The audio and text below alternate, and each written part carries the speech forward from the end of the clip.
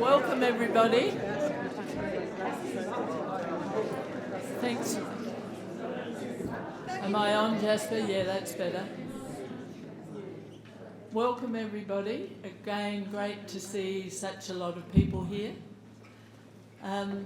Pay respects to the Arundel people who we live alongside and the many different Aboriginal groups from Central Australia who we also share this beautiful place with. It's a very real pleasure for me to introduce Nerys Evans. You might think that she's called Nerys and Ted, or Ted and Nerys, because you almost never hear one of them being referred to without the other. And actually, it's a testament to two very strong individuals who have an enormous bond as a couple. So I want to know that we're celebrating that this afternoon as well, that double strength really amounts to something very special. So it's my very real pleasure to hand over and learn more about the wonderful Nerys Evans. Thank you.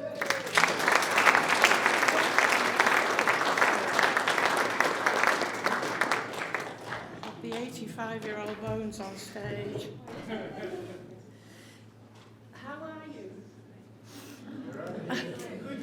I'm going to read this. It'll stop me rambling. I get something water down my neck to stop me trembling. Well, hello. Can you hear me? Yes.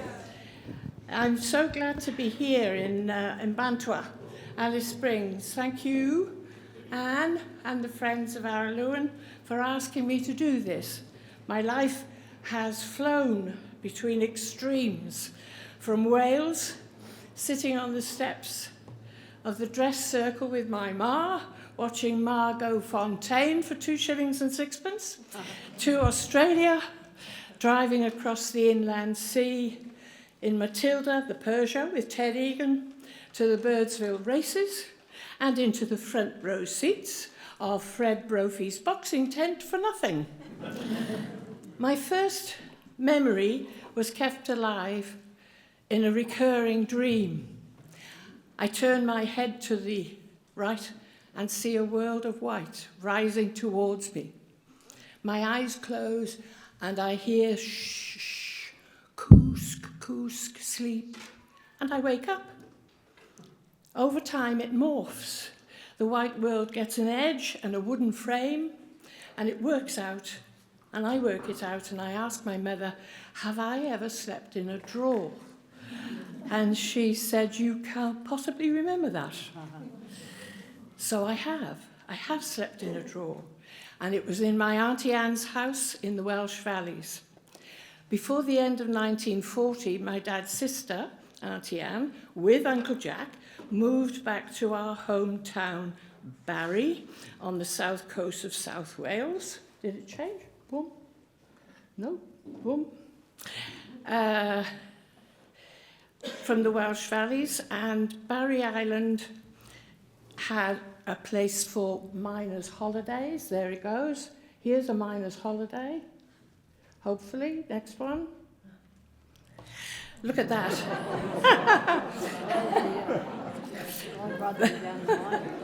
It took them till about 5 a.m. to get everybody off the island. And then, of course, it had the docks. And which one's you? Yeah. We're generally up against the wall here. It's not moving. Point it this way. Eh? Point it this way. Point it this way.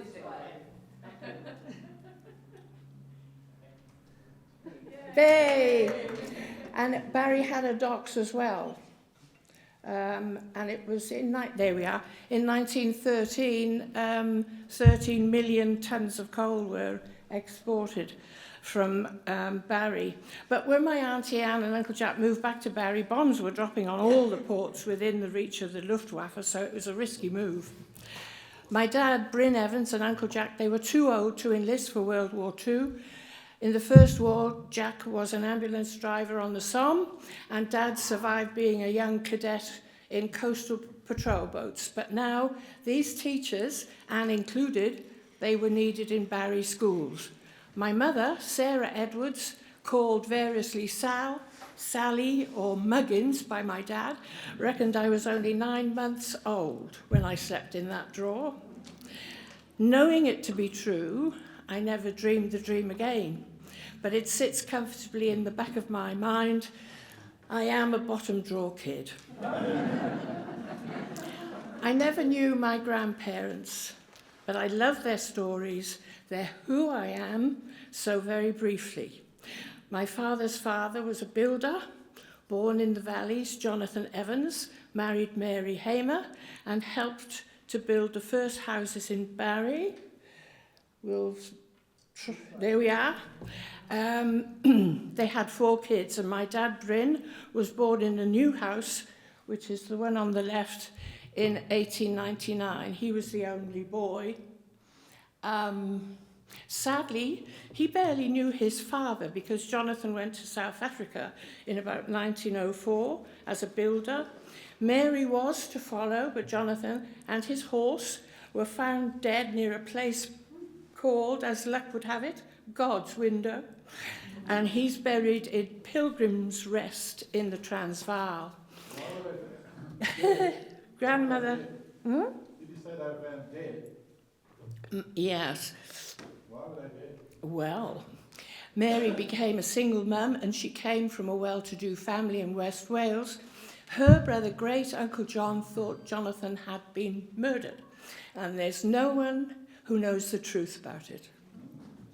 My mother's mother, Sarah Griffiths, travelled to London, Pittsburgh, Chicago, in service with a Welsh family, and she returned to Carnarvon, and she married Owen Edwards. She had adored Owen before she'd left home. Now, Owen was amazing.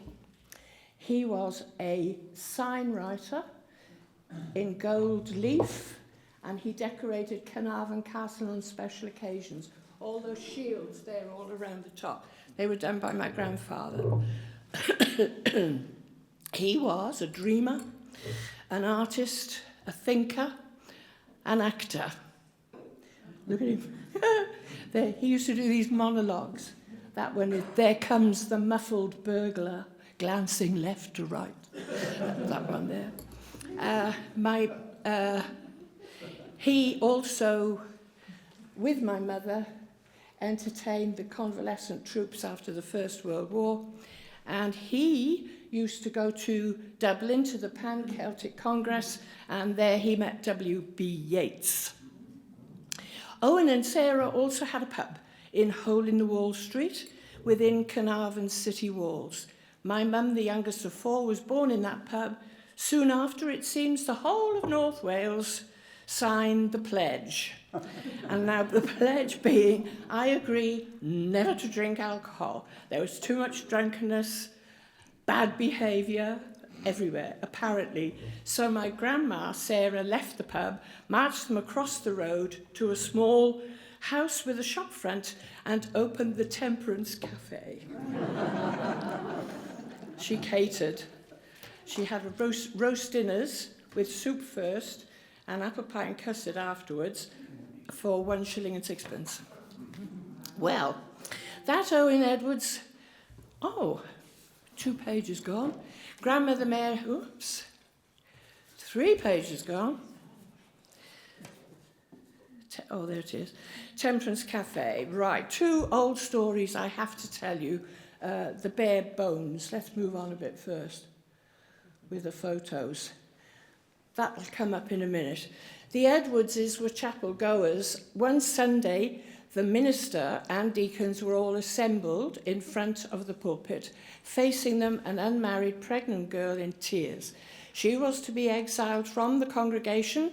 Owen apparently argued against it. Where's the father of the child? If he's not here as well, leave her alone. And then that silence, and silence, more silence. And in that silence, Owen, Sarah, with the children in tow, left the chapel, never to return. The other story is from early in Owen's life. There was another Owen Edwards, no relation, an older boy. The Welsh language, Cymraeg, was forbidden in Wales at this time in the 1870s. Schools invented the Welsh not to be spoken. Wooden blocks or bits of slate with WN scratched in them were hung on string. And if a child was heard to speak Welsh, they had to wear the necklace of shame. The child could pass the knot to any other child heard speaking Welsh, and at the end of the day, whoever wore the knot got thrashed. And the older Owen Edwards, not my grandfather, said, "Paid a poeni, don't worry, siarad Cymraeg, talk Welsh. I'll wear the knot at the end of every day," and he did, and he was thrashed every day. Now, that Owen Edwards went on to become Sir Owen Morgan Edwards, Director of Education and writer of curriculum. He had a son who found the Urdd, a guild for Welsh-speaking youth. His grandson fronted the first Welsh TV programme in the 50s, Dewch I Mewn, Come On In. He established S4C, the Welsh language TV programme, and became head of BBC Wales. So, do not use punishments both arbitrary and cruel, because the results will never be as expected. A bit more about my parents. My dad was sports mad. Next. Oh, back. Whoops. He was sports mad. He ran around Barry, swam the British Channel. He went to Cardiff Uni in South Wales, captained the rugby team, the soccer team, was Victor Ladorum at the University of Wales. In 1921, he became Welsh AA sprint champion, 100 yards in 10.3, and won the 220 yards and the 440 yards. There he is winning at the top there. He became a teacher. He failed to get a degree doing all of that, so he became a teacher and wrote a Bref Superior, and then he was a headmaster. Oh. There we are, he's on his breath. He was in Dad's army as well. That's him in Dad's army. He became a head teacher, and then he became my dad. There he is. Then he became my dad. And when he laughed, his shoulders shook, tears came to his eyes, but there was hardly a sound. My ma... She had a very hearty laugh. She went to Bangor University in North Wales, was in play after play, was the first Welsh Hedda Gabler in the first translation of Ibsen's play into Cymraeg. She was in choral societies, concerts, and she was in plays and reviews put on by her father. She also failed to get a degree. And she became my mother. There she is, and my mum. So Dad had me on the sands from about the age of 6, measuring my running stride. He had a stopwatch. He urged me to run like the wind between the markers. I liked running, but not against others, and not against time. At about 10, I'd had enough. He was very disappointed in me. "She's built like a runner, Sal," he'd say, "but she doesn't want to run," said my mother. My mother told me stories and sang me songs and cuddled me in front of the warm fire, so it was no contest. She made me sing songs at the Eisteddfodau, which was nerve-wracking. I like singing in groups rather than on my own, but I heard her singing in her womb. I can't remember not singing. The first song I knew was a bedtime prayer, Iesu Tyrion, Gentle Jesus. Iesu Tyrion gwela nawr, blentyn bach yn plygu lawr, wrth yng ngwendid trig ar ha, Paid am gwrthod Iesu da. Amen. My mother harmonised. And I learned to stick to my guns and keep to the tune. And then my brother, born in 1942, eventually started singing alto with my ma. Did you hear that? She said to me, I nodded. He's harmonising and he's 3. He could also read at 3, so it's not surprising he ended up with a PhD. Anyway, I can remember, maybe there's more photos here. There's my brother and me. Aren't we sweet? That's my auntie. She married an Irishman, so she had a Kerry Blue married. That's an Irish dog. He's almost as big as I am. And that's Glenys and Muriel and Gareth and Nerys and my mum. Glenys and Muriel lived in Beckenham in Kent, and they came down for the war. They were sent as refugees to us. And my mother's dressing-up box was plentiful. So there we are there. And that's my dad, my brother and me. I love that photograph there. My brother had a pair of boxing gloves for his birthday, so he's there on the kitchen table. And there we are. There's me being Welsh on St. David's Day. And that's the 3 of us in the garden. And down the bottom is our dog, Rex. I remember a discussion in the kitchen when I was about 4. Ma and the aunties, I was to have my tonsils out. Well, said one of the aunts, it'll open her throat and improve her voice. So singing was very important to the Welsh. My father was the force behind our travels. Mother organised the cultural stuff, but Dad was the motivator. The family had August holidays together, aunties and uncles, because they were all teachers. And in 1950, we went to stay on the Jura farm in the Swiss Alps, above Lucerne, for the whole of August.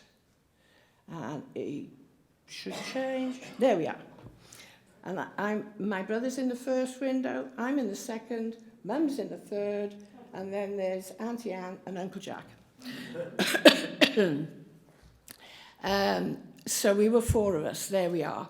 There were other kids in the family at St. Nicklausen on the farm, and they spoke the old Romansh. They nicknamed their children, they added Illy or Lee to your name. So there was Hansely and Rutely, Trudely, and we were Nerysly and Garrettly. And that should come up next with our Swiss caps on.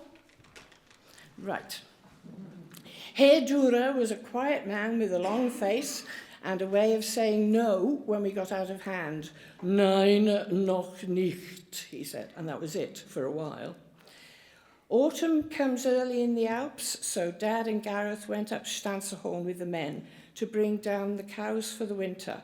One day, tons of apples were lifted by a pulley system to the top of the 3-floor barn, fed into a machine, chopped up all the apples. They dropped down a chute to a press on the floor below, and this was a massive thing with cogs and wheels and poles on the outside for the men to push round, and then the wooden plate squashed onto the apples, and then the village came with their pots and their jugs and to get the incredibly sweet, black, thick apple juice that poured out of the spout into buckets on the ground floor. It was magical. We kids went mad, top floor, jumping into the hay on floors below, straight back up again, and we were pumped up on apple juice, of course. And at the same time, we heard in that holiday cowbells, gorgeous sound, the 12-foot-long alpine horns, and we heard yodeling. This gorgeous time was bookended with a couple of nights in Paris and sights. Ma and Pa had their honeymoon in Paris. They'd gone to the Café de Paris and saw a stripper Dance to the Dying Swan. My ma cried and left. She'd seen Anna Pavlova dance it properly and sublimely when she was young, so it was sacrilege as far as she was concerned. And I guess my dad coped. In 1953, Dad's name got to the top of a list, and he was able to buy a car. So he got an Austin A40 MNY 805.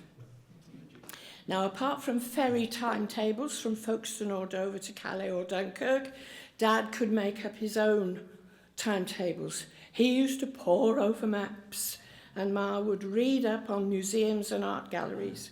Spain was the first trip. Dad wanted to do at least 100 miles a day, every day, see the sights, too often stop the car, out with the tripod and the camera, French cave paintings in Lascaux, and lace makers in Rouen Cathedral, and the Maid of Orléans sur le pont d'Avignon, and the horses of the Camargue. And when Ma asked if we could possibly stay in Tossa del Mar for 5 days, he said, "Sal, you're nothing but a wet blanket."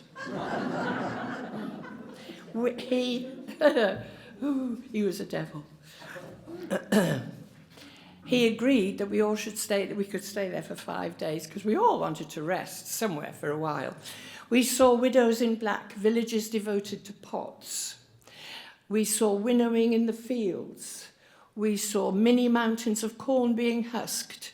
And we saw the Black Madonna of Montserrat, and we heard the monks of Montserrat singing like angels. "They're singing in plain song," said my mother, "in the Dorian mode, no far, no tea." We had dinner, bed and breakfast for 1 shilling and 6pence in Jaca, in the village in the Pyrenees. They had to kill the dinner, which we had about 10 p.m. Tossa del Mar, that's Gerona there actually, my dad, my brother and me, and Tossa del Mar, coming up, there it is, was a fishing village, a beach paradise with unsealed streets. A young man walked out of the surf, I'll never forget him, looking like Neptune's son with a baby octopus wrapped around his arm. Dinner. We stayed mostly in Catalan country. They liked us because we were Welsh. They were not Spanish and we were not English. And we saw their circular dance, the sardana, heard the street music. In Barcelona, we saw the Gaudi buildings. We saw the flamenco, thrilled to the stories of passion in dance and song. We got blistered skin from the sun, and we got sunstroke. And Conchita, there she is, she's at the top, she collected wild strawberries to make us feel better, and it did. They were fantastic. Back to Calais for a moment. After a few dramas with Dad getting used to driving on the other side of the road, we crawled from the dock into the town, except there was no town. There were rows of fireplaces and chimneys in various heights and levels of collapse, streets of tidy ruins. And away from the docks, it was better, but it was a sobering drive. Over the next 8 years, we saw improvements through northern France and Europe generally. More roads sealed in Spain, coastal roads sealed in Yugoslavia. The road to Dubrovnik got sealed. Some roads were not graded even. We went through 4 tyres in one day in and around Sarajevo. Dad had 1 spare tyre, a repair kit and a foot pump. Near Sarajevo, we came to a rise, and at the top we looked across a plain filled with cattle, horsemen and covered wagons, men in pantaloons, women with coins on their headdresses, bare midriffs, babies at the breast, exotic to me. Dad brought out the camera, was threatened with frowns and whips, but we were allowed to drive on. We saw the Postojna caves in today's Slovenia, 25 k's of limestone magic. One cave was used as a concert hall. A little train whisked you to the start of the walk through the best bits, but we passed a few Ks into the blackened entrance where the Nazis had stored ammunition and the partisans had blown it up, and I soaked it up. It was just absolutely amazing. What have we got next? That's Dad in the main street, unsealed, a couple of sheep being herded. Mum and me, feet in the Mediterranean, nothing like it. There we are. And that's we were deployed in the cars. Come on. Next. We going? No. There we are, picnics on the side of the road. And they're the two cars. What's next? Right, that'll come in a minute. We muddled our way through the different languages. Dad was famous for mixing things up. Avez-vous un lit bité? Gracias, monsieur. we had roadside lunches and Mum cooked on the primer stove. One unforgettable thing was seeing Aida in the Caracalla baths in Rome in 1955. We had good seats, and yet the performers were tiny on the enormous stage. A 9 p.m. start, full moon, voices travelled easily across the night air. At interval, the sales girls came out selling raucously, gelati, aranciata, pire, Coca-Cola, and then we went back to the sublime. Real horses galloping in, pulling a chariot. Real camels sauntered across the desert scenes. Massive urns smoked with incense in the temples, and statues of pharaohs rose up over our heads. It was just absolutely amazing. Another unforgettable was a medieval play in the magnificent Elche Cathedral in Spain. The cast was local. UNESCO lists this creation for the Feast of the Assumption as a masterpiece for the oral and intangible heritage of humanity. Petals decorated a ramp from the west door to a central stage beneath a massive dome. The Virgin Mary, a boy soprano, angel children and unruly disciples came up the ramp, singing to guitars and swaying. And at the finale, the soul of the Virgin ascends to heaven in a 2-tier contraption, complete with seated angels playing guitars. They were farmers, and a harpist.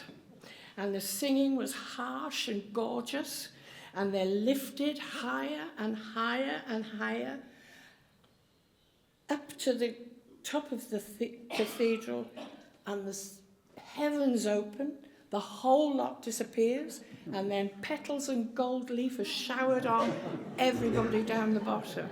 It was absolutely unbelievable. And you can Google that.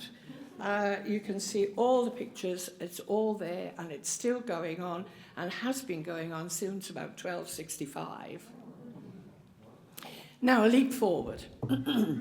How lucky was I to complete my tertiary education in Homerton College, Cambridge. And the whole place, Cambridge, was filled with famous names to be. Corin Redgrave, Peter Cook, David Frost. He seemed the most unlikely lad at the time. And life education, here we go, was advanced a bit. There's Homerton. It was an education, just to go there. And then I learned to smoke. And there at the bottom, there we all are 50 years later. We're all 68 there at the bottom of that photograph. What's next? Something to do with... That's all of us in London in the 60s. Life education was advanced by teaching in London, and until 1964, and talk about the vibrant centre of the world. And then the biggest adventure, I applied to leave my dear family. I applied to go to Australia for £10. And I was accepted. Dad drove me to Heathrow. I saw him cry for the first time. His shoulders shook. There were tears in his eyes when there was hardly a sound. I was devastated and cried all the way to Rome, and the Qantas steward supplied me with brandy. My mother told me later that she'd walked around as if I was dead. So it was a wrench, and it was a wrench for all of us. My friend, Mary Kinsella, who taught, she was from Perth, she taught with me in Battersea. She met me at the airport at 2 a.m. and she drove us home in her Mini to 44 Doonan Road, Netherlands. Mr. Kinsella, Joe, on the right there, was up in the kitchen making a cup of tea, and then Mary drove back to Northern where she was teaching. I woke up in the morning to Mrs. Kinsella, Kitty, saying, "Welcome to Australia." Lovely. I followed her into the kitchen and I saw the light, the garden, the giant gum, the intense blue sky, a block cockatoo, warmth on my skin, a thick cushion of buffalo grass beneath my feet, and I fell in love with Oz. In the next few years, I taught in many schools, primary and secondary, Perth and Sydney, watched the Opera House being built, travelled every holiday, Cairns, Melbourne, Canberra, and places in between. I was in amateur dramatics using familiar skills. I don't know what's going to happen. That's later. I was in amateur dramatics using all my familiar skills, and then I went back home for my brother's wedding. I got a job very easily and was so lucky the massive nationalised Steddfod was in my hometown in 1968. My mother and I, that's us there, were involved in the production of Noah's Flood by Benjamin Britten. Should be coming up. About 1,000 people involved, mostly children. And there were heaps going on at that time. In 1969, loads of money was thrown at Wales from Westminster because Charles was to be invested as Prince of Wales in Carnarvon Castle.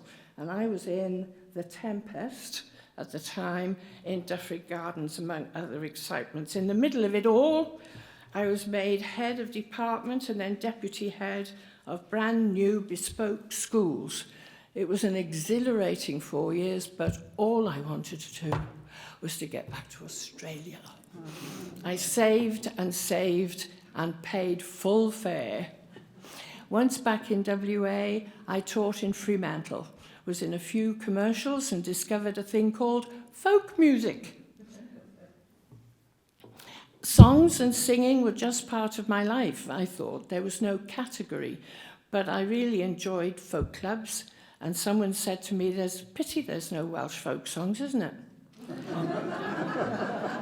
Well, to be fair, the Scottish and Irish music heard at that time was in English.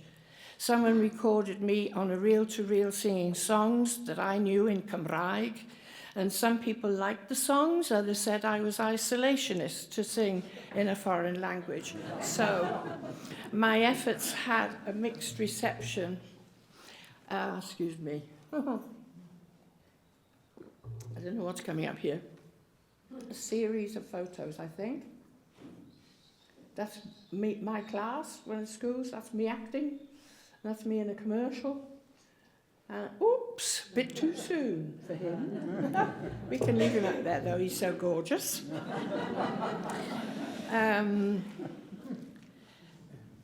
The WA Folk Club put on the National Folk Festival in 1978, bringing in overseas artists. I strongly suggested that there should be local WA people involved. Ken Colburn, an Aboriginal stockman, Anzac in Korea, and along with Ted Egan, the man at the coalface of NAIDOC Beginnings, and he was invited to speak and sing, so it was a beginning. I asked some artists and our Morris men if they'd like to do a show at the women's prison after the festival. So with some of us dressed up with bells around the knees, off we went to bandy up. The inmates thought it was hilarious. The Wardens more so.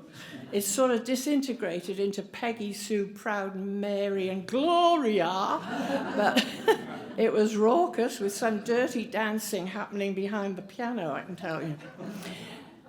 I heard Australians perform. The cultural cringe was evident. They seemed to hark back to England or look to America for material. Slim Dusty sounded American to me. Chad Morgan, good for a guffaw, but no more. And then perhaps in the mid-70s, I listened to the radio program Sing with my class. And I heard the children out at you and a moo loved to hunt the kangaroo. And I heard dancers in the firelight. Songman sings a song. Bliss. Australian material for us Aussie kids. Say good day, you Aussie children. Say good day, you Aussie kids. Good old ABC. So, again I heard that name, Ted Egan. He wrote those songs. And later I heard Poor Fella My Country, Gurindji Blues. I wanted to know more about the first Australian person I had heard up to that time who sounded Australian. Sometimes the bars, that's the rhythm, was a bit irregular, along with some of the other rhythm, but they married well with Celtic cadences. I was fascinated with the music. The whole story is too long, but I met this man underneath a dartboard in the Freemasons pub at the WA Folk Festival in Tuesday, 2nd of October, 1981, and it was probably about 6 p.m. I asked him if he'd written anything as good as Poor Fella My Country, and he said, I think I have, and I'm going to sing it at my concert tomorrow, and it was The Drover's Boy. That weekend, my whole life was solved. The puzzle of it all became clear at that festival. My future was with Ted Egan. I waited for him to call me, and he did. I moved to Alice Springs. It was the right time in his life for me, and vice versa. I joined him. He bought a block. We lived in a caravan for 6 years as we built our house. He described himself as a vagabond entertainer, good enough for me, and the roller coaster ride began. I think there's another one coming up of Ted here somewhere. Hopefully. There he is. Well, dear, oh dear. And there we began our life. Another one coming up. We went camping. I knew the photograph was being taken, so I ducked down out of sight. And I met, oh yes. Geology is a link between Perth and Alice Springs, so I knew some Centralians already, Barney Fore and Ken Ferguson. Top Half festivals were so much fun. Alice, the ranges and plains were as mysterious and ever-changing as coastal cliffs and oceans. It seemed the people of Alice were on a desert cruise, happily isolated, making their own fun. Friendships were quickly made and very easily kept. I travelled Australia for 5 months a year. I met my new family, Egans galore. Heaps of them. More friends, new places, and music festivals.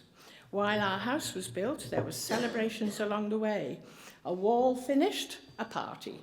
The fireplace finished, a party. The pool, a party. And then a huge wingding when it was habitable. My ma visited, joined in everything, and sang at the old timers. So there we are.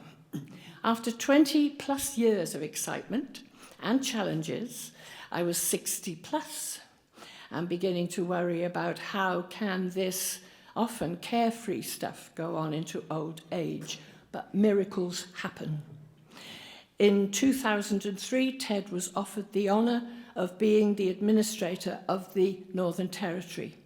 Ted was sworn in Parliament House. Galarawoi Unipingu, Hyacinth Tulam Talam and Kulpinya Barnes welcomed him to the job, as well as the Governor-General and the politicians of the day. The huge, speedy learning curve was made easy by Frank Leverett, our official secretary, with his wonderful chance. This is that's pre-photograph, if you like. That's the serious one, and that's when somebody cracked a joke. At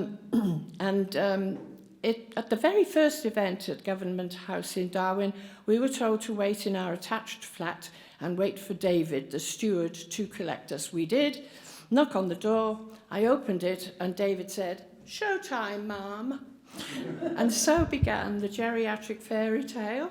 4 years of varied, fascinating, hard, thought-provoking, glamorous, complex, but very doable work.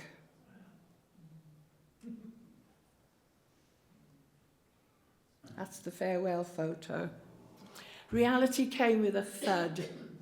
I had a few withdrawals, I have to say. I had to cook, do the washing, and find a parking spot and walk to a venue. Ted immediately went into overdrive with all the ideas he'd been having while in Darwin. He's had a project after project, but now today, we're in the midst of the intense and at sometimes dramatic changes of old age. My mother's friend said one day, "Ted, old age is a bugger," and at times it is, but perhaps it's just another adventure. We still love a folk festival. We enjoy the ever-increasing number of great-grandchildren and spending time with them. That's the folk festival, that's the great-grandchildren. Almost in the same week, Anne invited me to do this talk for the Friends of Araluen, and Ted and I were inducted together in the Music NT Hall of Fame, and the award is hanging in our kitchen where all music begins. Now, Ted would like me to sing my mother's favourite song. It's called Hiraeth, Longing. In short, the first line says, "Tell me, all you men of learning, what is this thing called longing? Longing doesn't wear away like gold and silver, velvet and satin. Longing is cruel. When your head is on the pillow, you hear the sound of hearts breaking with longing." It's a cheerful little number. My ma said there are two ways of singing a folk song. In a room with instruments and some subtlety, or in the declamatory style of the marketplace.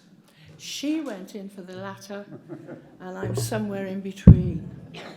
But every day when I wake up, I thank the Lord I'm Welsh.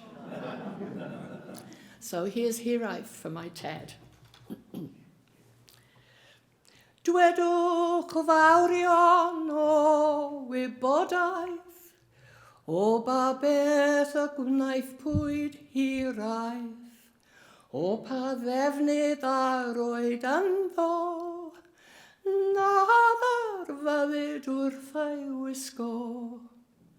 Derfydd air a derfydd arian, derfydd melfed, derfydd sidan, derfydd pob dilledyn helaeth, ond hyn I dderfydd hiraeth.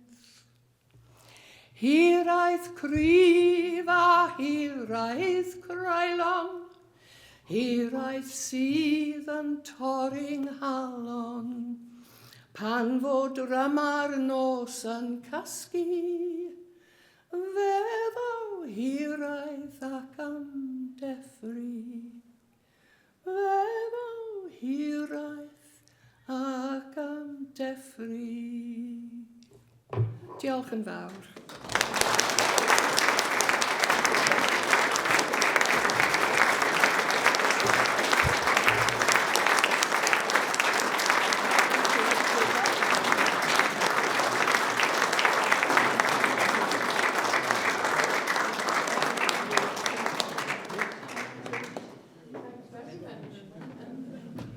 Oh, I think bottom drawer and top shelf.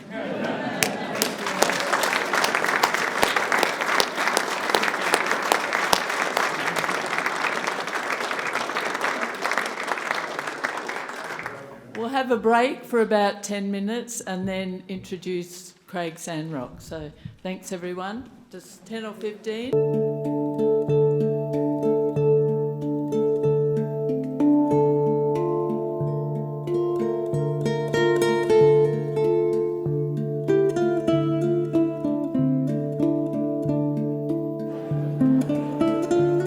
Yes, we have connection.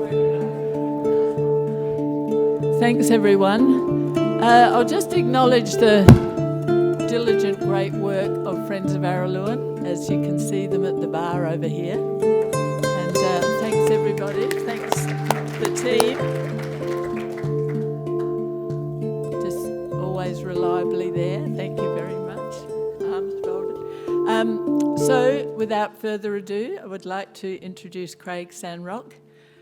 Came to Alice in 1992 and has had his own very special and important role in this town, along with many, many in the community. So thanks, Craig. Thanks for being leapt on and saying yes. So thanks. Over to you.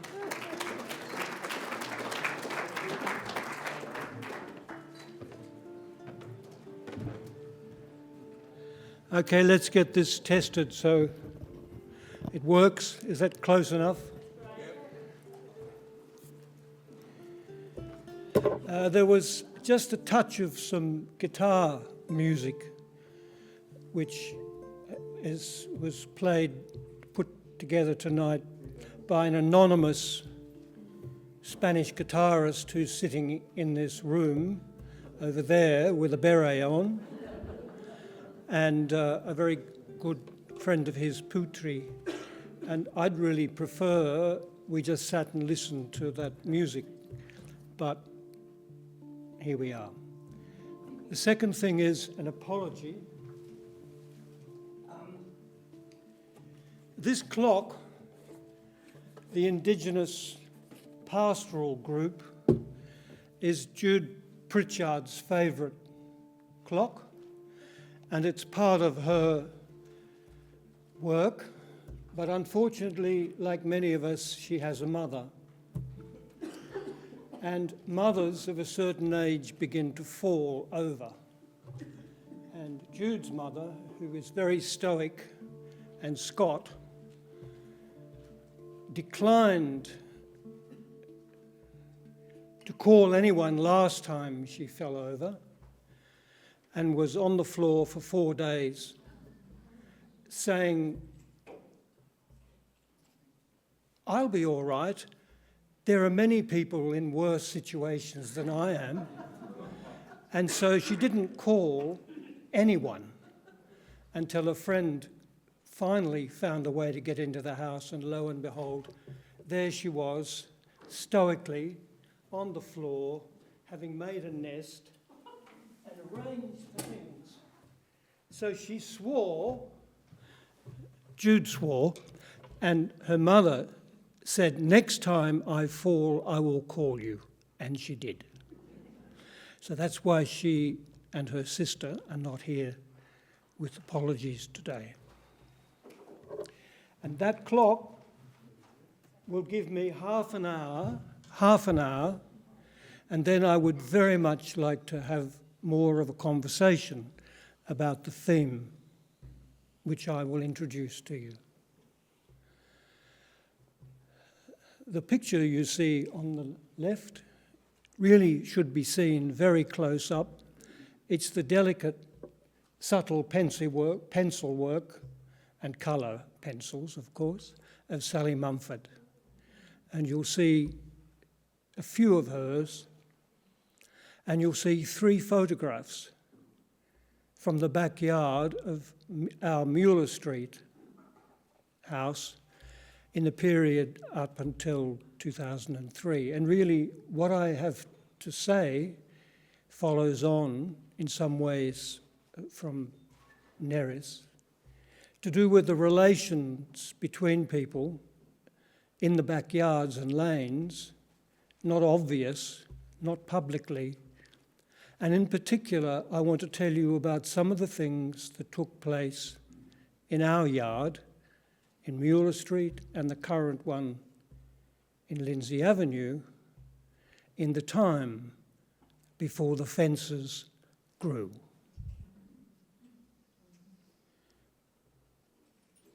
I've written about this. It's in a book called Growing Up in Central Australia. But because this is I don't know if it's friendly yet, but a neighbourhood talk, I will read very little of it, just a few of the stories to make sure I get it right. And that will lead on, I hope, to people who also have similar yards. The Waterfords and Brocklebank and the lane between our houses off Muir Street. Rod Moss's yard, scene also of many scenes. There'll be others. Also, what I want to say today has been influenced by 3 events. Last night, the Warumpi performance, full house at Araluen. That was pretty good. And that's an acknowledgement to the Butchers and their family and all the rest, and Papunya. And I know some of us who are in this room have lived in Papunya too, worked in Papunya, know many of the families. Those families move in and out of your yards. And yesterday at Watch This Space, the exhibition opened in acknowledgement of Doris Stewart and her family, and there's written works and paintings, and Al Bethune has brought a shovel for an interesting reason and displayed it on the wall, which leads me back to the Welsh. Now, Jade Pritchard, Miss Pritchard, is also Welsh on her father's side, farmers and miners. And that's why Jude, those of you who know her, is very handy with a shovel.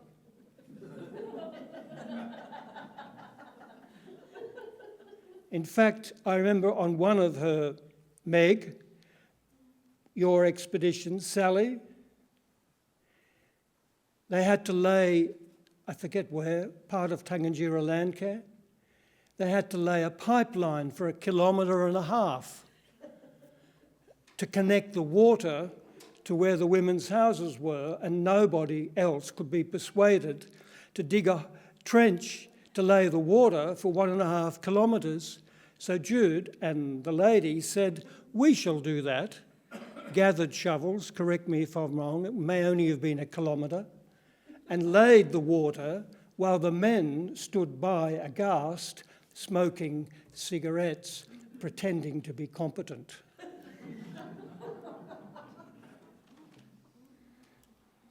Welsh are very fine people and very good with shovels.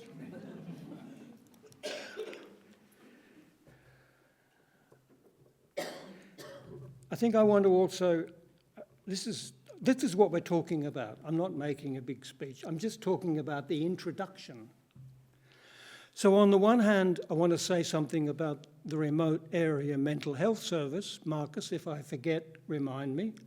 But I also want to say something about Sally's, the themes of Sally's drawings. And where's that clicker? So here's the first one. This is a pencil sketch.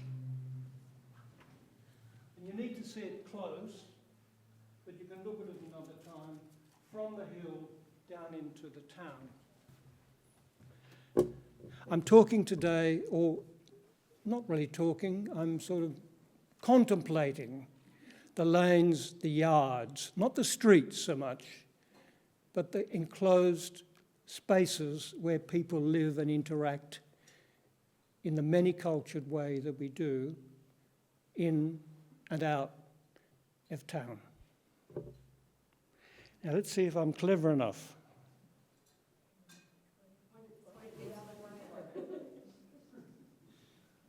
Aha. There's another. Here's another of Sally's drawings. This is the lane drawings. The fence, the view, the tree. And somehow at the moment, she is very preoccupied with that strange hill that was cut away over, somewhere over there, that had a little bush on top. And it was meant to be a sacred site, and it was not allowed to be taken completely down. Mike Gillam should be here for this. Then there was all these buildings and things built around it, and I remember going to see that, and I could see the tree on top, and that was the deal. You can have the land for the sheds, but you can't take away the tree. And so that was there, and I remember going to see that, Sally, but I can't remember what kind of tree that was. If anybody knows, please let Sally, because she's going to go and draw it. Maybe. And it's on this theme. Our lanes, our corrugated iron, like Warumpi last night, the hill.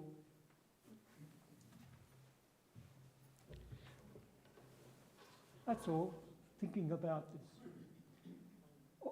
Within that matrix of Alice, there are so many interacting lanes, spaces, yards. Here's another one. It's hard to see, I'm sorry, but we haven't got, we need a big screen like Warumpi had last night. And there's another. Now this is the story I want to tell you.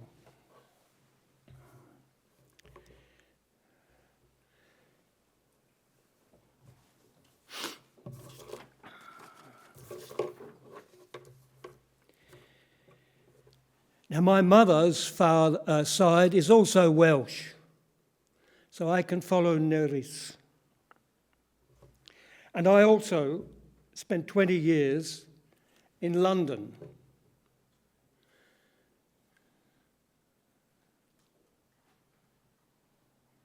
After leaving Australia.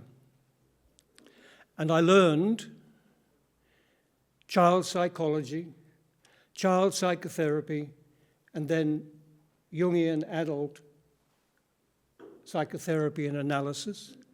And then I returned to Sydney in 1986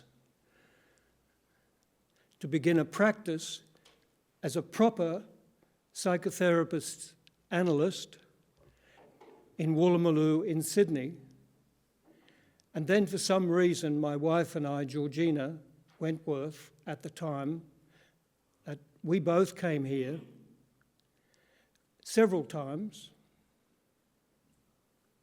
And she is the daughter of Billy Wentworth, who was the first Minister for Aboriginal Affairs and helped set up at the IATSIS.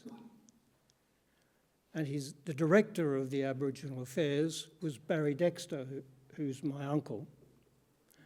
And both of them said, now you're back from England, maybe you should go and look a bit more at your own country, which I did.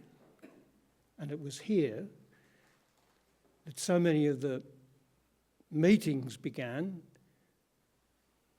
Larry Jungarai Spencer's backyard, which was actually an overturned motor car, and the backyard was one side of the motor car, and the front yard was the other side of the motor car. And it was there also I met the family of Andrew Jabaljari Spencer and Gilly Nakamura Spencer, the Spencer family really, with whom I became more integrated, and Jude did later on when she came here. And also some of the Pitjantjatjara country. And I met Roger Kapipi, who's a friend of Burden down there, and others. And so, following the instruction from my father-in-law and uncle, that was one of the reasons how I ended up here. But there's another, and I think I need to say that too. That in 1943, 44, 45, the men were coming home from the war. And my father, Neville Sandrock Rook, apparently didn't come home. But he did really. But my mother had set off with me on the train across the Nullarbor as a tiny child, born in 1943. This is just so Nerys doesn't get the whole story. I'm allowed to have some personal story too. And I ended up as a small child in a country town in New South Wales, where my mother eventually married or remarried Charlie Arnold, the doctor, the GP. Why I'm telling you this relates to the yard.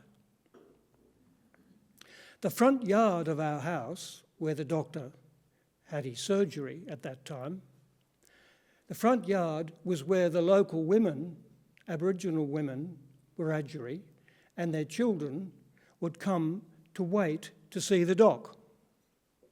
The men, the Aboriginal Wiradjuri men, wouldn't come into the yard. They'd wait outside on the street until the doc called them in. And the white people would sit on the veranda and talk, that was the waiting room, before they went to see the doc. So some of my earliest 3-year-old, 4-year-old memories are of Wiradjuri kids and women sitting on the front lawn. And then came Charlie Goolagong. Now, Charlie Goolagong had the same name as my stepfather, Charlie Arnold. And Charlie Arnold made sure that the Sergeant Chitty, whenever he arrested Charlie Goolagong, instead of putting him in jail, would let him come and do community service in our back garden, our backyard, which Charlie did. Charlie became, in a strange way, a kind of surrogate father for me, because I didn't know that my real father had been lost in the war, but really wasn't. And Charlie Goolagong would take me with him on his horse and cart. And by those means, I actually spent quite a lot of time down on the reserve, on the mission, as a 3, 4, 5-year-old with Charlie. So it was not at all surprising to me that when Jude and I finally set up house in Muir Street, that Charlie Goolagong, as it were, people like him, Andrew Spencer, Gilly Nakamura, Harry Nelson, Barry Cook, Elva Abbott, and all their family were either on the front veranda or in the yard. What I'm talking about, I think, is this kind of strangely prepared through my life to be part of an interactive space that extends through these streets and lanes into the Waterfords and all the people the Waterfords draw into their house, and into the Brocklebanks and all the people they draw into their house, and into Burden's, although his house is up high and it's hard to get drawn into his backyard, and Rod Moss's yard, into which people are drawn Charlie Goolagong's and those families over and over again. So now I want to read you 2 or 3 stories from the yard. And those of you who might have read The Long Weekend in Alice Springs, that is the graphic novel, which is both looking at and reading, you'll recall that many of the scenes in The Long Weekend are set in the backyard of Mueller Street House, and that includes Janie Whistle. That's Janie Whistle. And there is Janie Whistle. Janie Whistle was the wife, of Jungarai Morris. And Jungarai Morris and Jade Pritchard worked together for Tangier Land Care for many years. They were the partnership between the two of them. Jungarai and Jude, who appropriately, they both had, she was a Nungla, he was a Jungarai, I'm a Jungarai, and it was all worked the family was happy with that. And after he passed away, then it seemed quite appropriate for Janie Whistle, his wife, to come and stay with us for the period until she kind of sorted out what she was going to do. But someone else would often come to stay, and that was Nakamara Spencer. There were 2 Nakamaras. Gilly Spencer, who helped start off the Uenda Night Patrol, and Bertha Dixon, who was also part of what was called the Healthy Aboriginal Life Team, HALT, of which Andrew was a member, and some of you may recall their work with youth and petrol sniffing. So on this particular night, not with Janie, but I'll leave that up because it just gives you a sense of the yard. It's like a courtyard, built originally to accommodate single men who worked on Bond Station. It was nicely designed, built, I think, by Italians, probably the Bananis family at that time, who were doing a lot of the building in East Side after the army left.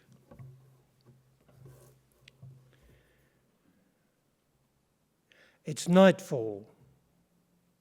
The orange trees shimmer in the summer evening. Today's bad news is the suicide of a boy we know. Suicide is no surprise now.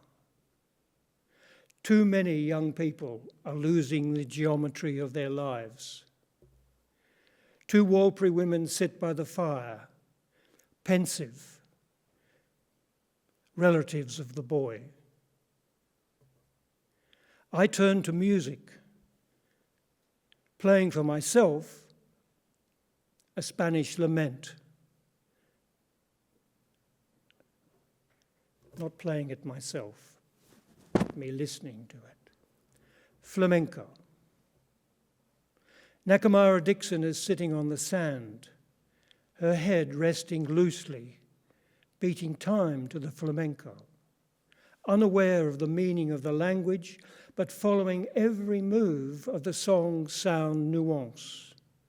Her eyes are glistening now. She asks, "Where does that music come from?" "It comes from Spain, Nakamara, from the gypsy country."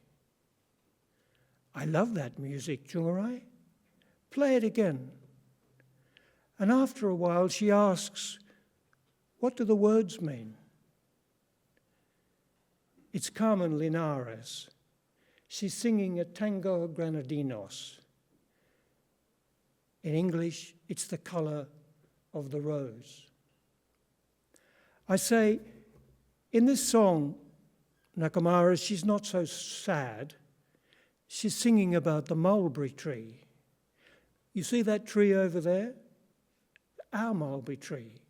The one with the purple juicy berries you mob like so much. It's a love song. She's singing that the mulberry tree is like a queen in a palace, a beautiful woman dressed in green, and all the mulberries are the men. She's singing that the mulberry men are in love with the queen, and each one wants to find a way to her now. Now she sings she is lonely. She's winding beans, long beans, Spanish beans, into her hair, green and red striped. And she's waiting for her lover to come. She says, I love this city, Granada. I love to wake in the morning and hear the bells from the church. She's singing about the mulberries and the beans. It's a love song, Nakamara, the way you sing about acacia bean and bush plum. We all have country love songs, Nakamara.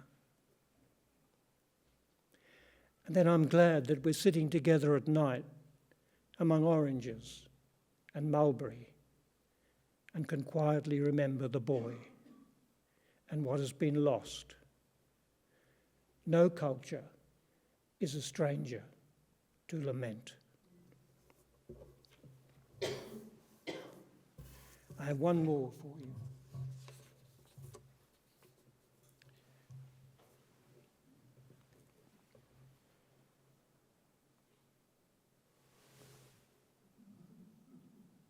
Try it again. Oh, sorry. Now this is, some of you will remember, this young white girl. She's my daughter Inky. And the other one is Andrew Spencer and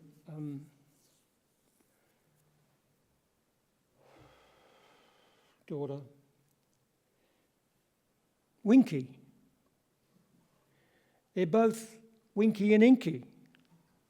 One's called Isabella Inky and the other Winky is her name. And she's named after her auntie, Winky Spencer, who's passed away, the sister of Andrew Spencer. And these two didn't really grow up together, I don't romanticize, but they're both dressing up together on that particular day and having a really good time, and nobody is troubling them.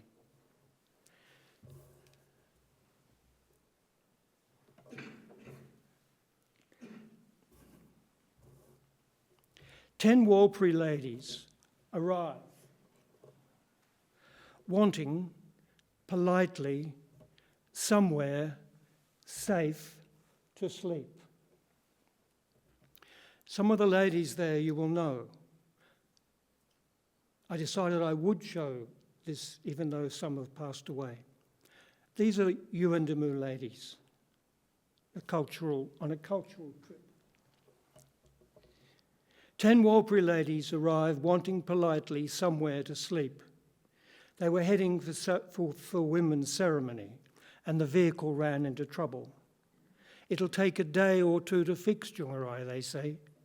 They want somewhere free from drunks and distractions so they can keep their attention calm and stop young men from coming to try to take their money.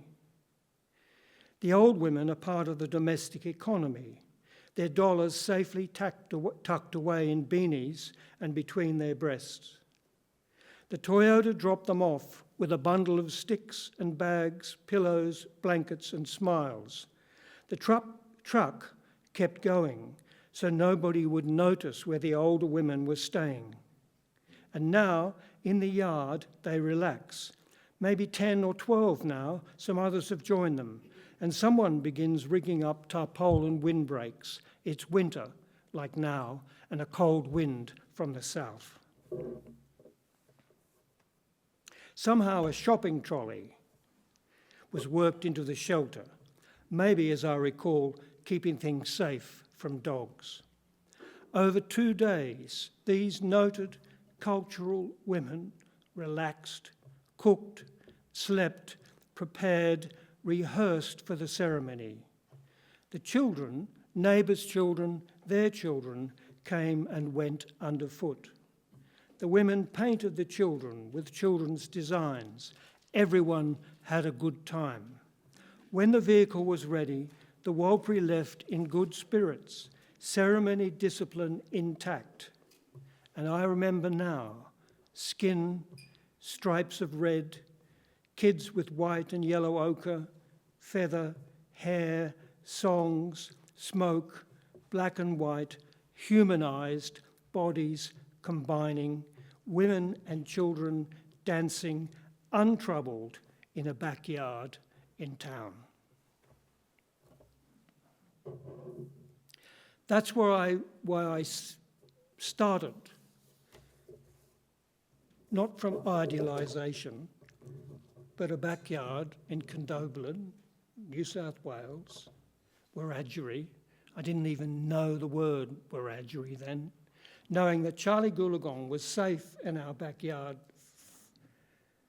from Sergeant Chitty, and the women could sit out front and no one troubled them, and they'd see the doctor, and that some of them weren't even going to see the doctor, they just sat there.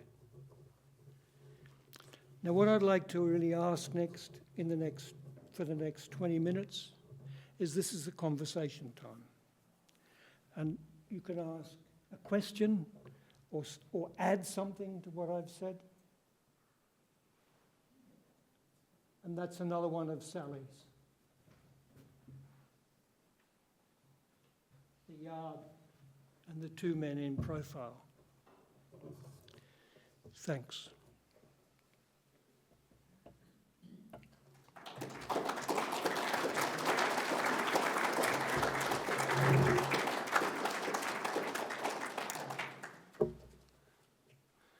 Now I know there are people, and you're one of them, whose yard is similar. And some of the same families. Audrey's mob coming in and out of your place.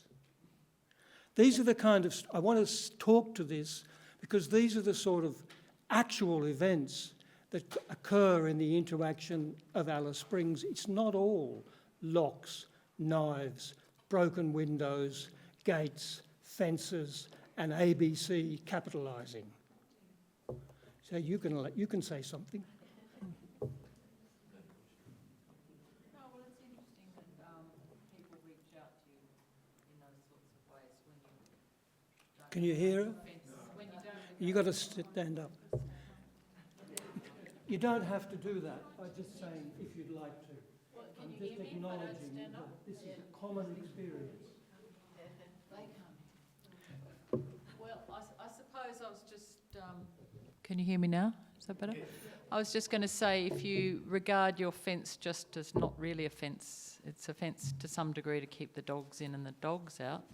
But if people, it's a metaphorical fence in a way, but if you have connections with people that know they're welcome, they'll ring you or they'll ask you for something if they need it, and it's up to you to help them. When you were talking about the boy that had passed away, I was thinking recently I had a phone call from a boy who said he was going to, kill himself. He's walking out of a community, and he told me that, and I was so glad that he has known my phone number because I don't change mine like a lot of people do. So he remembers it, and he's got a new phone, but he can ring me up, and by reaching out, and then I reached out to other people, we were able to make him feel better. So that's why it's very important that fences are metaphorical. Susie, you want to add anything? No, nothing's coming Mm. away. No. Not at this point. Burden? You threatened to comment, but I remember Roger K. and he was very, this was on the petrol sniffing period, he was determined to try to establish camel trekking, bushwalking activities for young people out of the region that he lived in. It was difficult to get that organised, but right now those kind of walking trips are happening to my knowledge, in NPY lands. But you knew a man like Roger K. Pippi. Yes, indeed. I was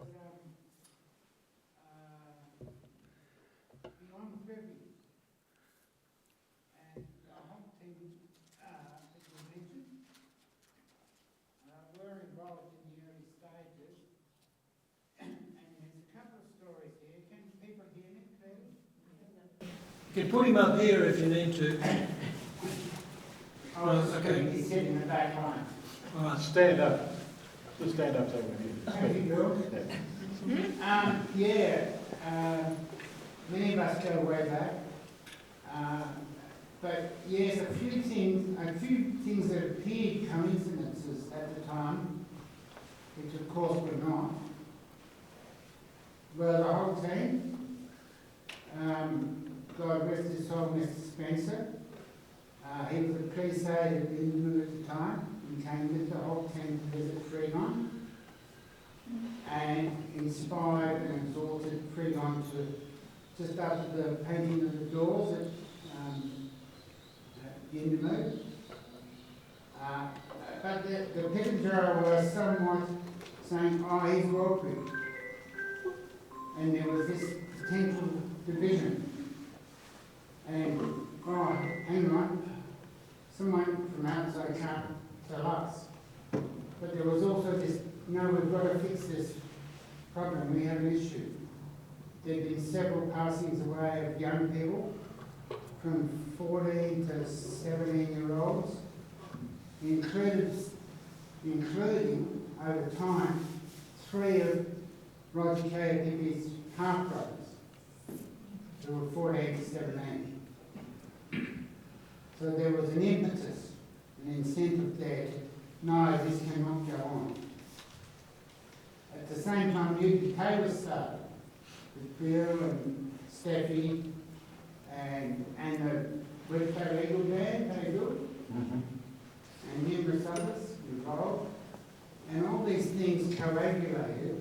And then I was a community advisor there at the time, and we had a really good, we built up, it took time because Freeman had been, none of us broke prior to that. But built relationships with the school and the clinic and everybody, and UPK and Thorngather,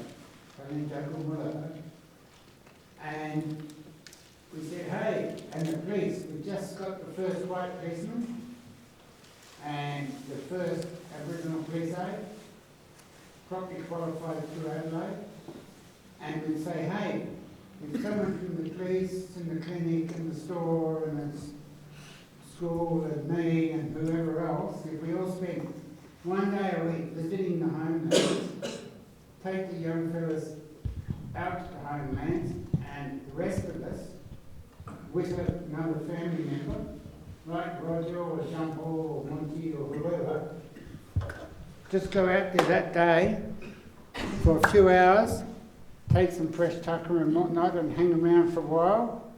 And it takes one day per week out of each of our organisations' lives and each of our family groups' lives, we can be there and mentor and be there.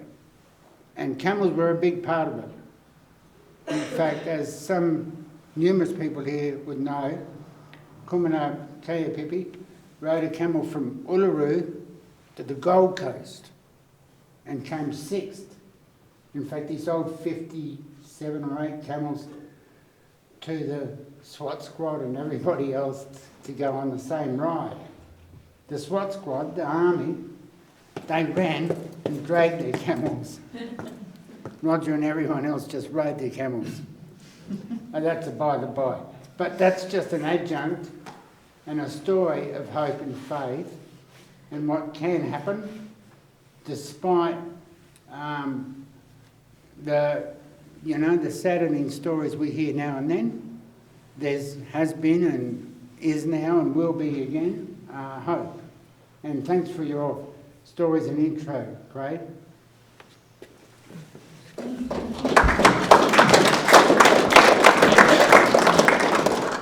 thing is, I'm going to do this. I do want to ask a couple of other people to comment. And the reason I'm doing this is the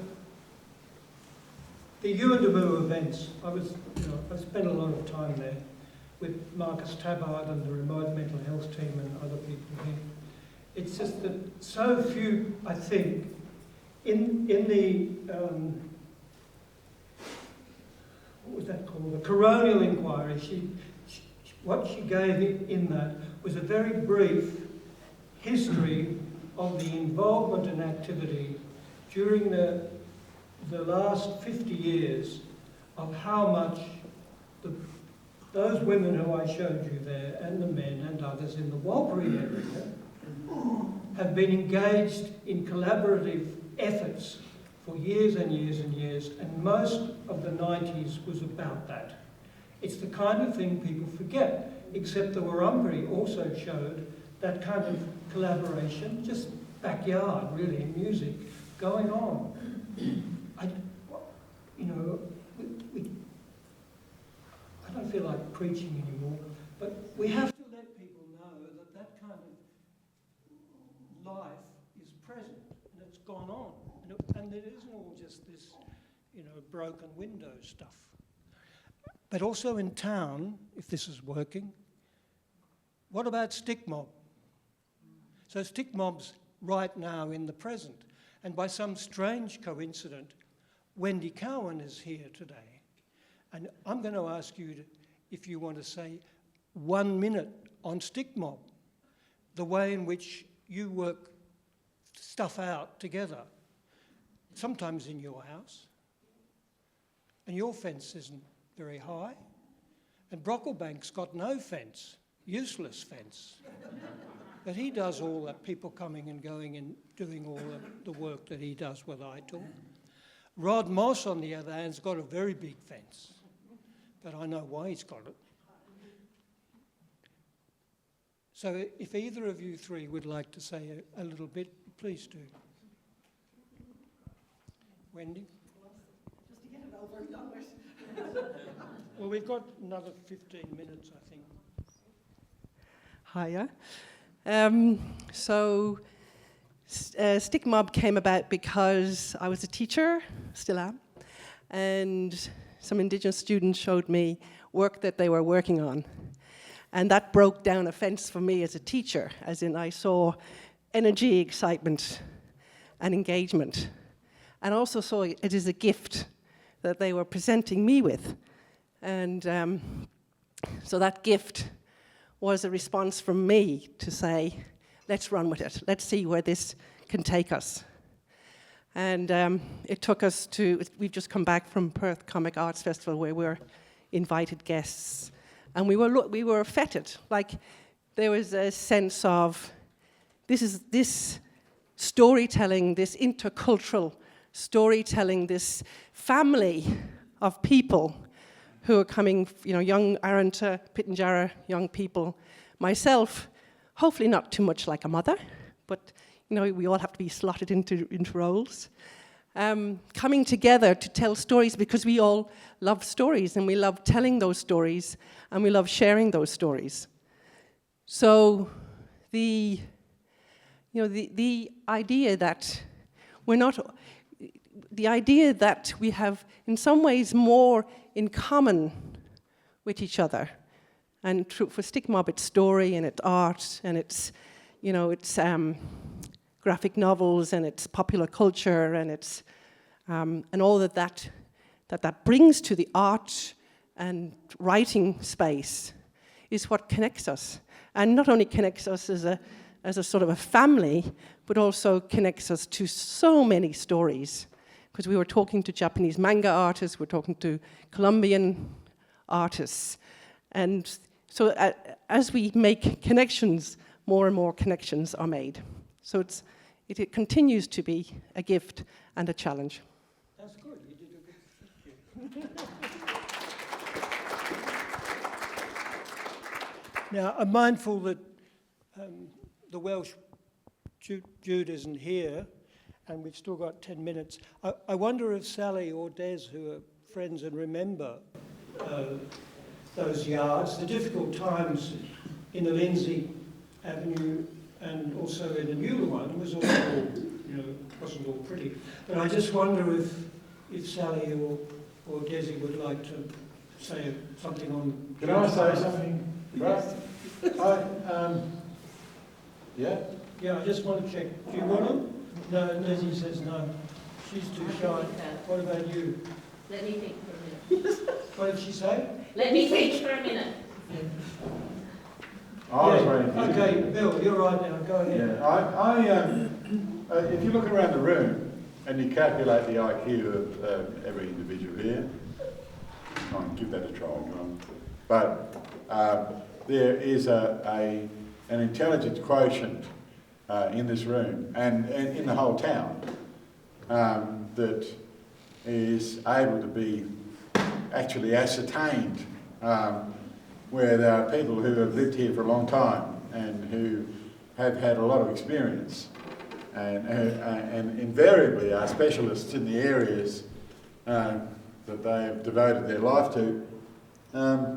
That, you know, and Craig's doing this stuff, it's just sort of like a summary, you know, using the backyard as a template, but it's, as we know, the backyard is not the only template around the place.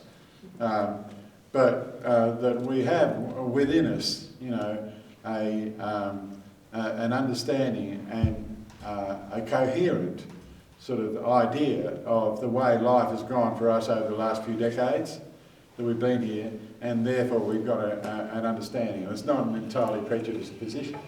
It's one that's based on experience and practice and work that we've done throughout the region.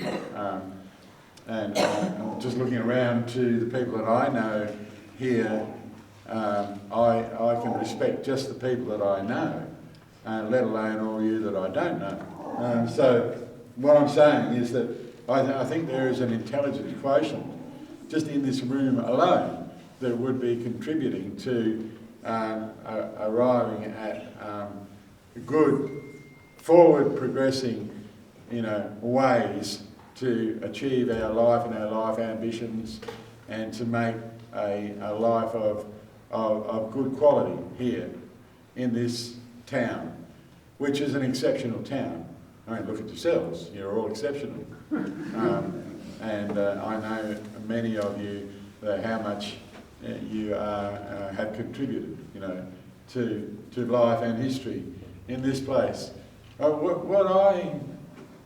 a bit of a lengthy preamble, you know, but what I'm interested in is essentially, I think what Craig is sort of saying too, well, he's coming from the backyard, which is a pretty good spot, you know, but, you know, there is a big story to be told and there are plenty of intelligent answers that can be found, you know, within all of us, you know, to make our history and our sense of well-being and our forward progression into something that is handy and good for all of us. Not, well, we're going towards the mortal coil, that's just over there, that mortal coil, but, you know, we can go past that and contribute to the next generation because, you know, what I realise as I get through my time, that, you know, that a lot of preparation was given to us with pictures being painted of what our future might be. And I think we've all got the capacity to do that. So I would like to know from you a more enlivened kind of way of thinking about how we might get to be better than what we are. Because really, what we are, we're not performing that well, you know. We've played a game, but we've got to the final quarter and we're not kicking too many goals. And I think it's behoven, that's a good word, behoven. It implies responsibility, using our wisdom and our collective experience, that we're able to say something about how, not it ought to be, but how we can go forward, you know. And this sort of format that we've got here, with an oral history project, is the ideal kind of ground that we can chuck the flower seeds into and grow something good out of it. I feel like I would love to hear from everybody who's got anything to say, you know, and I'm sure you all have, but, you know, about how we can go more powerfully into the next sort of generation, you that we can inspire and uplift and be good about that, you know. Straight out of Craig's backyard, straight out of our own backyards, that we can be better than that dog barking back in the corner. That's mine. She's agreeing with you, Bill. Maggie, you're right. We've got 6 minutes. Thanks, Bill. Thank you.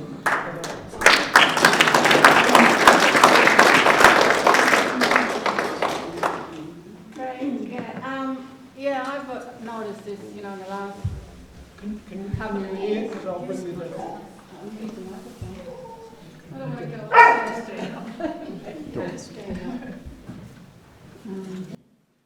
The dog can come. It's Jude's dog. It's just it's good to hear. Okay. Yeah, I've noticed in the last few years, you know, the fences are getting higher and higher, and it's not making anybody feel safer. It's creating a big vibe of exclusion, and you know, like obviously the fences are only this high, you know, until lately, you know, and we never. You know, our fences, our gates were open, people could come in and get water and or whatever it is. Yeah, I'm sure nothing. Yeah, I think it's just created a bad vibe, having higher and higher fences. You know, some of them are like 14 foot high and with sharp things on it, even razor wire. It's just crazy.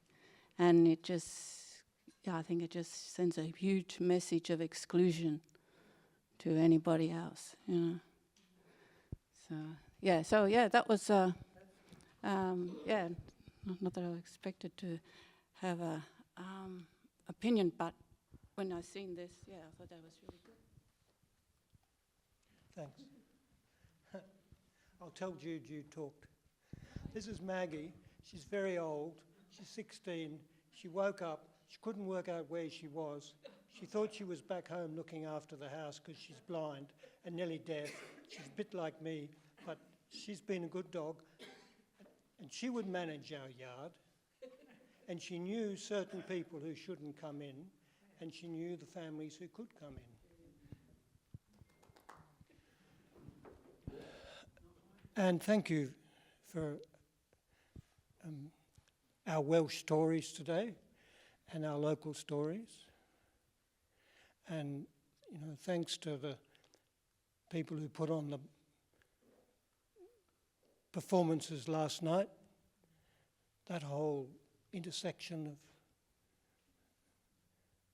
of one of the daughters of one of those men, the white man, used to be in our yard sometimes too. The people would keep quiet about who his dad was sometimes. We hold a lot of secrets, Bill, as well as opportunities. Yeah. So unless someone, Mr. Brocklebank, would like to say the final prayer. Very short. Yeah. Very short. The microphone seems to be quite good, doesn't it? You've got to have the microphone. Don't give it to him. Very short, right? 104 words scrambled together as a poem. I suggest you don't count them, but it won't be very long. A good question. What happens next? You know what happens next? The edge of time. The edge of time where I may fall. But fall I do not. For unlike I, time itself has not forgot its flowing nature. Its flowing nature, as even over waterfalls of seeming ends, continues onwards over ravines and bends. So now and next, when I stand on this edge, I know I can let go and bravely waterfall and flow to where edges of time dissolve with little trace. Fear and anxiety mend and are replaced by wonder, curiosity, a dash of planning, and a splash of grace.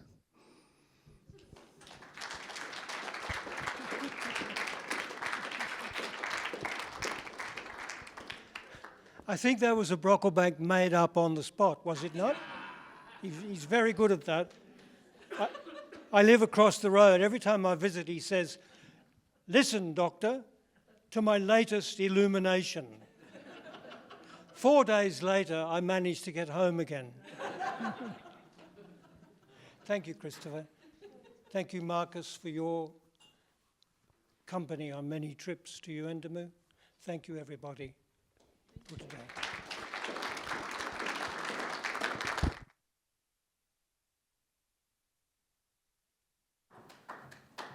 I think Craig really tapped into something that's very real for all of us in our living in this wonderful place, how to feel safe, how to genuinely connect, how to have a real interwoven sense of inclusion and real connection in this place. So thank you for that. That meant a lot, and it's an ongoing challenge to us in this place we love, how to do it better and how to really just find the trust, find the openness too that doesn't become too cynical and that the stretch in our rubber band doesn't get too tense and break. And, you know, I think it's really wonderful to hear people and have a forum like this that has sort of gone to another level, another opportunity today. So thanks, Craig, for your deep thinking and all this work over many years. Thanks, yeah. Thanks, everyone, to Craig. So thanks, everyone, for coming. I'm always sure no one will until you all come in the door. So thanks a lot for that. And it's always rich. It's always really a privilege. So thanks a lot.